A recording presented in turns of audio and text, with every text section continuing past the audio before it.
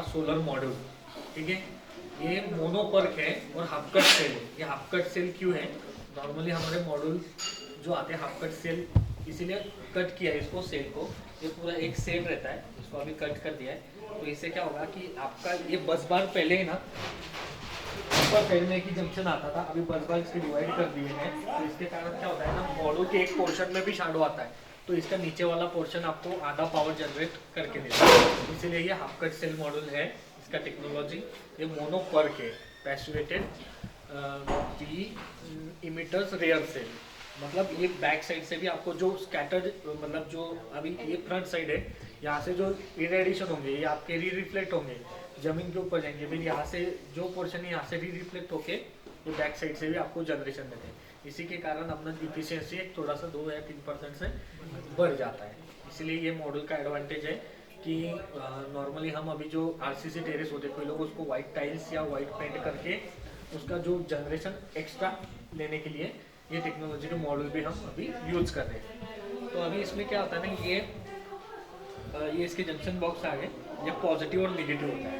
ठीक है, अभी हमारे पास कितने चार मॉड्यूल है। तो हम 4 मॉड्यूल को कैसे करेंगे ना, पॉजिटिव निगेटिव में उसको कनेक्ट करेंगे, मतलब सीरीज पैनल करेंगे। तो समझो ये एक मॉड्यूल है आपका, ठीक है, ऐसा ये पॉजिटिव निगेटिव रहता है हर एक मॉड्यूल का।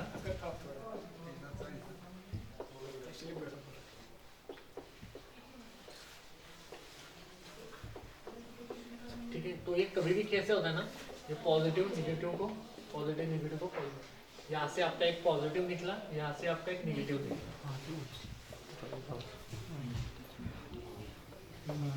पॉजिटिव। ये आपके सीरीज और पैरेलल का कॉम्बिनेशन बनता है। जितने मॉडल होंगे एक स्ट्रिंग में, इसको बोलेंगे हम स्ट्रिंग। ठीक है, 1 2 3 और 4, 4 मॉड्यूल का स्ट्रिंग। जैसे जितने भी रहेंगे 20 रहेंगे तो 20 मॉड्यूल सीरीज में लगाएंगे, या 10-10 का 2 स्ट्रिंग बनाएंगे। और उसका अभी हमारा जो VFD ड्राइव है,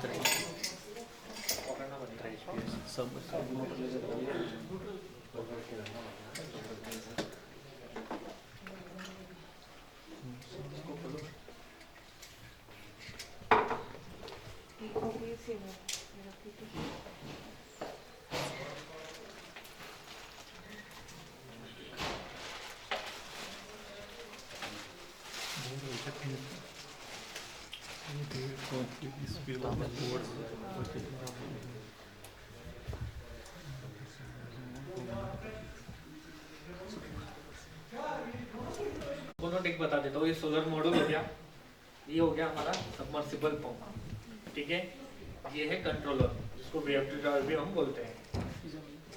कुछ लगा तो नहीं तो नीचे आ जाएगा।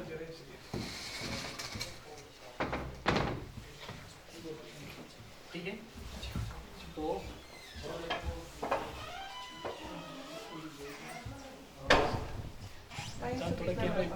हमारे जो मॉडल का स्ट्रिंग कॉम्बिनेशन बनेगा, जितना भी स्ट्रिंग बनेगा, अभी इसमें क्या है ना, यहाँ पे टर्मिनल दिए हुए हैं। ठीक है, ये ऑन ऑफ ट्रिप नीचे है।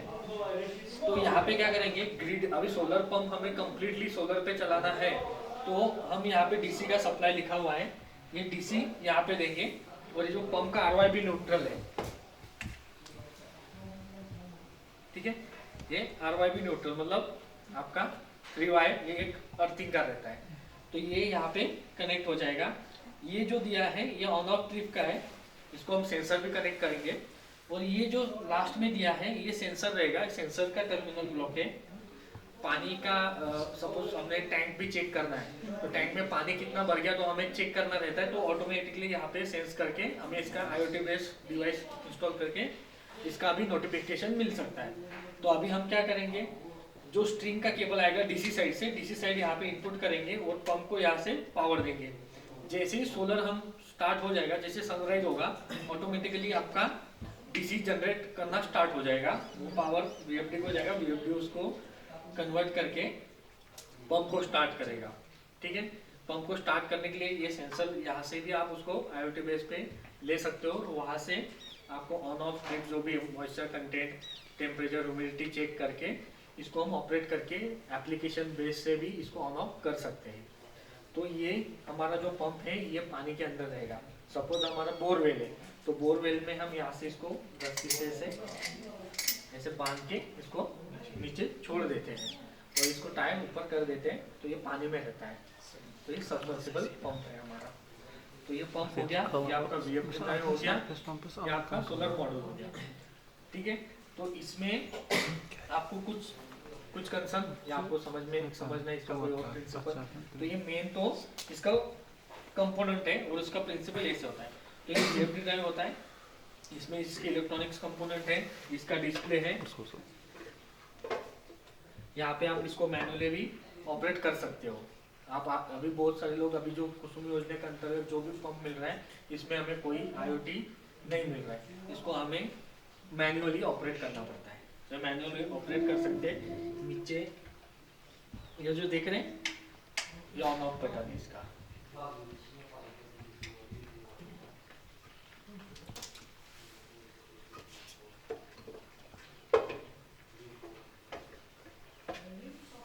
ठीक है, और यहाँ पे इसकी ग्लैंड डी रखी है, यहाँ से केबल आपका इनपुट आउटपुट होगा।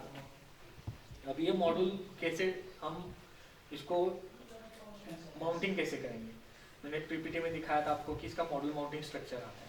तो अभी वो डिपेंड करता है, हमने जो वीडियो देखा था उसमें 9 मॉड्यूल का इंस्टॉलेशन था, अभी हम 4 मॉड्यूल, 6 मॉड्यूल, 8, 10, ये हमारी कितना HP का पंप है, अभी ये 2 HP है मैम, करेक्ट ना, 2 HP का है, ये 2 HP का पंप है, 2 किलोवाट के हम मॉडल लगा रहे, 2000 वाट पिक का मॉडल हो जाएगा।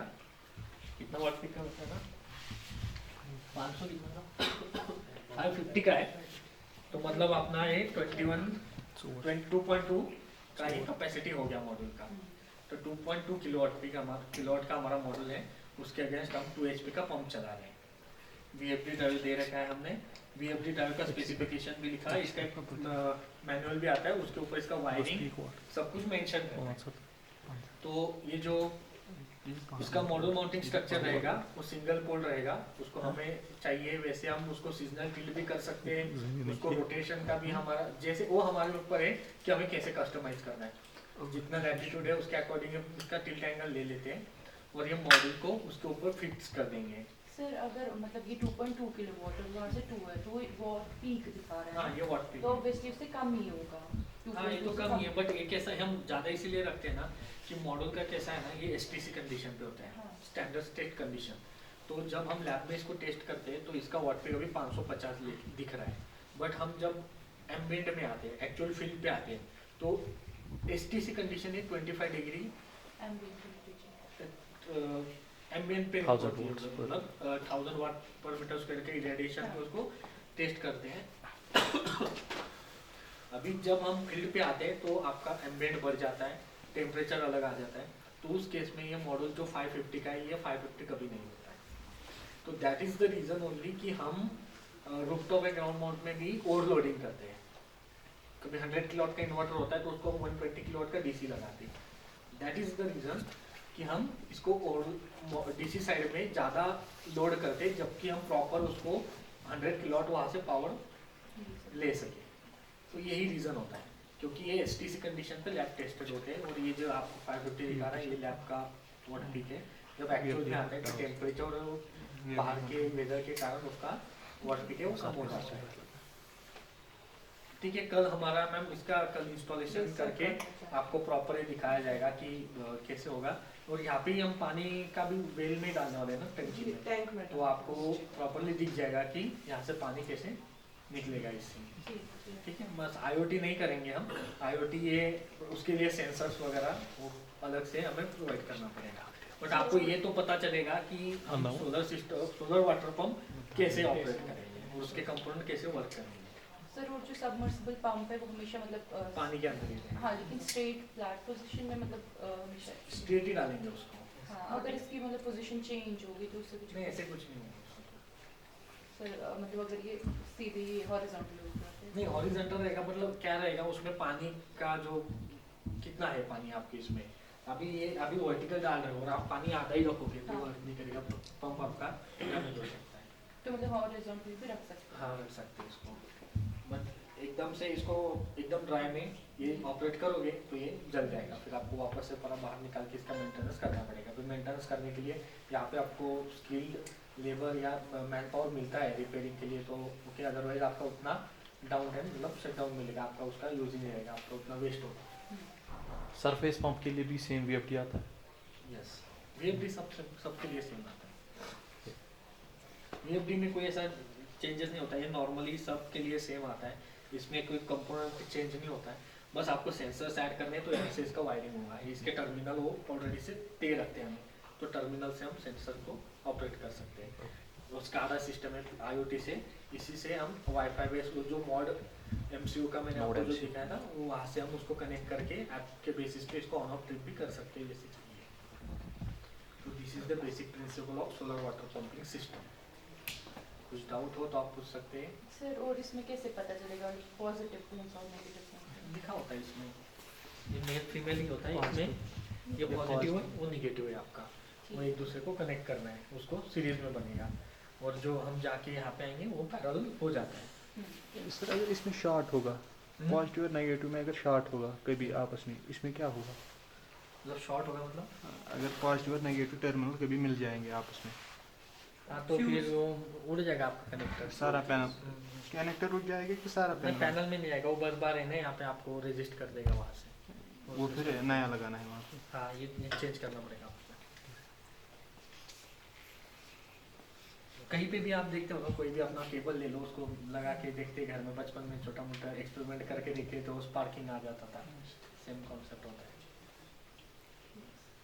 पावर मतलब ये कनेक्टर के थ्रू लगाओगे ना अभी क्या करने वाले हम पॉजिटिव को निगेटिव कनेक्ट करते ही जाएंगे बट वो MC4 कनेक्टर है इसीलिए हमें वो MC4 कनेक्टर देते हैं इसी के थ्रू हम उसका ये जो है ना ये MC4 कनेक्टर है आप देख सकते हो जैसे खुलता है इसके अंदर एक चीज आता है उसके अकॉर्डिंग उसका फिटिंग होगा मेल फीमेल बोलते हैं इसको तो ये MC4 कनेक्टर ये कंप्लीटली इसको वाटर प्रेशर भी मारोगे तो इसके अंदर कुछ फिटिंग इसीलिए हम थोड़ा सा अच्छा क्वालिटी का यूज़ करते हैं इसको। इसके बहुत सारी कंपनीज आती है ये कौन सी कंपनी का है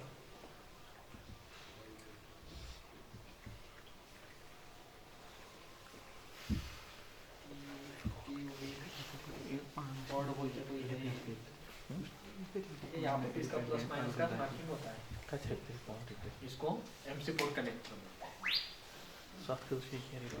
ठीक है। और कुछ कुछ होता है ना पंप जैसे कम 2 HP 4 HP 5 HP हमें कौन सा लगाना है ये किस पे डिपेंड करता है कि वॉल्यूम कितना चाहिए कि डेप्थ क्या है यहाँ पे कहीं भी होती है 60 फीट 180 ये पंप का कैपेसिटी डिपेंड करता है आपको कितना फार्म को इरिगेट करना है आपका वाटर रिक्वायरमेंट कितना है। हाँ मतलब अभी एक तो है अभी आप 500 फीट पे आपका बोरवेल है और 500 फीट में आप 2 HP का पंप डाल दोगे तो कैसे पानी खींचेगा वो और आपको पूरा दिन समझो शुगर केन को सबसे ज़्यादा वाटर रिक्वायरमेंट होता है तो कैसे पूरा फार्म आपका एक दिन में इरिगेट होगा तो डेप्थ पे डिपेंड करे वाटर लेवल की डेप्थ क्या है वॉल्यूम कितना चाहिए क्रॉप रिक्वायरमेंट क्या है इसकी बेसिस पे पंप का कैपेसिटी डिसाइड है कि कितना HP का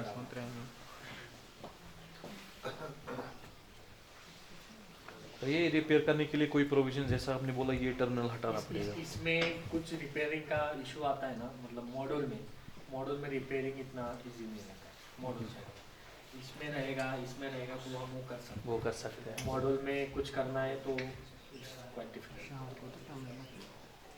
इसीलिए लेकिन अगर बस बार का मतलब डैमेज हो जाता है तो इसका बस बार डैमेज हो गया है तो मैं मॉडल को कुछ नहीं कर सर इसका शॉर्ट बीट हो जाता उसका तो था ना एक स्ट्रिप लगा सकते एडिशनल स्ट्रिप शायद कहाँ पे वो जंक्शन बॉक्सेस में आता है मॉडल कनेक्ट करके एक जगह पे हम कनेक्ट करते हैं उसको SCB स्टिंग कंबाइनर बॉक्स बोलते हैं वहाँ पे कुछ होता है फ्यूजेस आते हैं तो फ्यूज उड़ जाता है या कोई एमसीबी एसपीडी होता है सर्च प्रोटेक्शन डिवाइस, तो उस केस पे हम उसको वहाँ तक रिस्ट्रिक्ट करके वहाँ पे हम रिपेयर कर सकते हैं।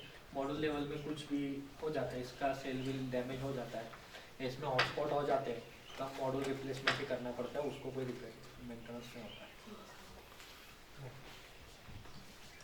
अभी कंटिन्यूस कोई मॉडल पे अभी ये पोर्शन है सब ये यूज कर रहा है।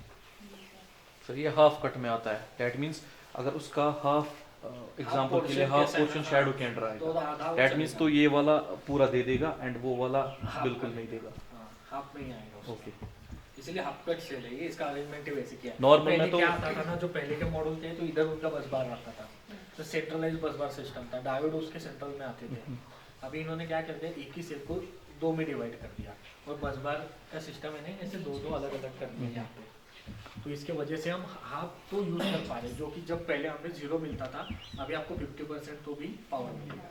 जो पुराने वाले होते थे अगर एक भी सेल पे शैडो पड़ गई हाफ पे आपको तो वो पूरा बॉडी उतना ही पावर देता था, और आपको एक रेजिस्टेंस कम थी। जनरल एक थिंग बता रहा हूँ कि सोलर में क्या होता है ना, एक मॉडल है आपका, समझो रूफटॉप है जो लगाया हुआ है या ग्राउंड मोटर कुछ भी है, 20 मॉडल का सीरीज है आपका, एक मॉडल के ऊपर शैडो आ जाता था, ठीक है, तो वो मॉडल क्या है ना अंडर परफॉर्म करता था, मतलब उसका जो आउटपुट हमें चाहिए था उसका क्या 12-13 एम्पियर करंट रहता था, 10 एम्पियर, तो 2-4 एम्पियर या 5 एम्पियर पे आ जाता था। तो करंट जब भी फ्लो करता है ना लोएस्ट उस सिस्टम कंडीशन में लोवेस्ट करंट जो रहेगा 20 मॉडल में लोवेस्ट जो दे रहा है उसी का रेफरेंस लेके आपको लास्ट में आप जब चेक करोगे मल्टीमीटर से तो आपको वही करंट शो करेगा। मतलब ये सब धूप में होने के कारण भी, शैडो फ्री होने के होते हुए भी ये आपको जो एक शैडो में है ना उसका ही जनरेशन मिलेगा लास्ट में। इसीलिए कोई भी सिस्टम कोई भी कहीं पे भी आप देखते हो कंटिन्यू एक मॉडल पे भी कभी शैडो आता है, तो एज अ रिन्यूएबल इंजीनियर हमारा एक फर्ज बनता है कि हम उनको कुछ एजुकेट करें